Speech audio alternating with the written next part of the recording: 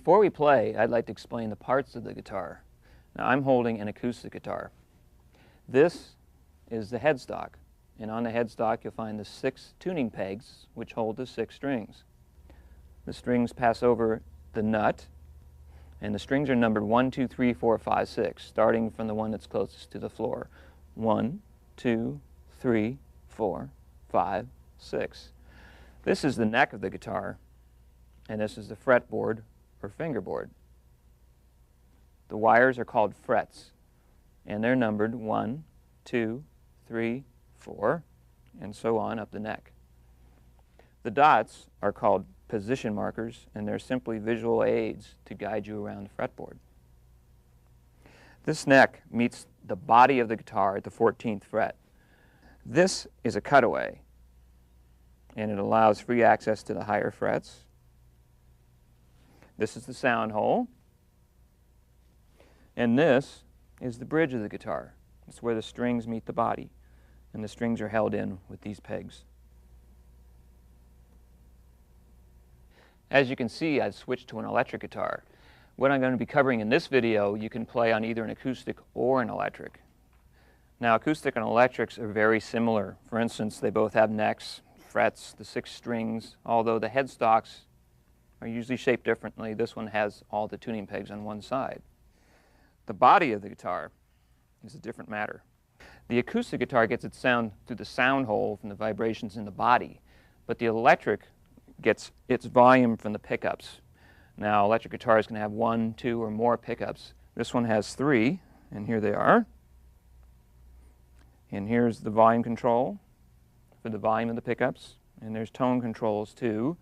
This is the selector switch for selecting which pickup you want at any given time. This funny thing is called a whammy bar, and it raises or lowers the pitch of the strings, like so, for subtle or wild effects.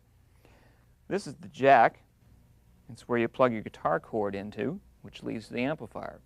And finally, these are the strap buttons, where you put your strap when you want to stand up.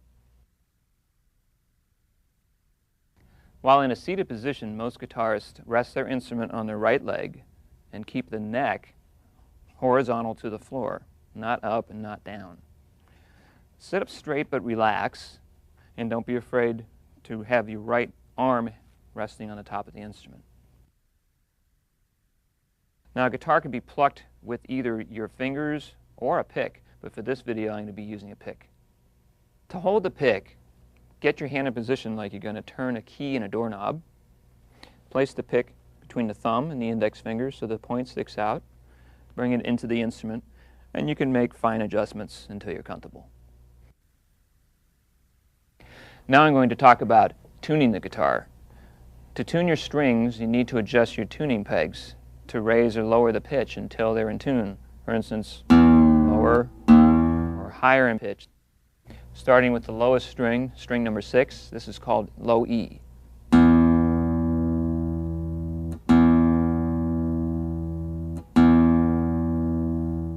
This is the 5th string, or A string.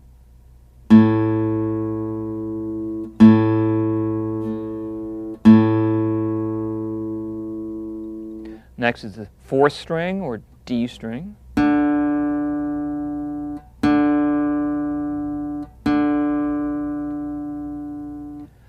The 3rd string is called G.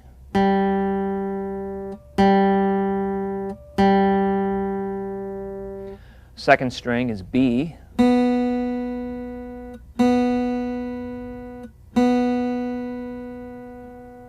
And the 1st string is high E.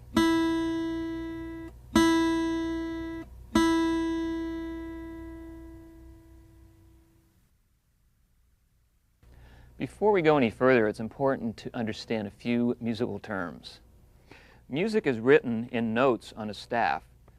The staff has 5 lines and 4 spaces between the lines. Where a note is written on the staff determines its pitch, highness or lowness. At the beginning of the staff is a clef sign. Guitar music is written in the treble clef. Each line and space of the staff has a letter name. Starting from the bottom, the lines are named E, G, B, D, and F, which you can remember as every guitarist begins doing fine.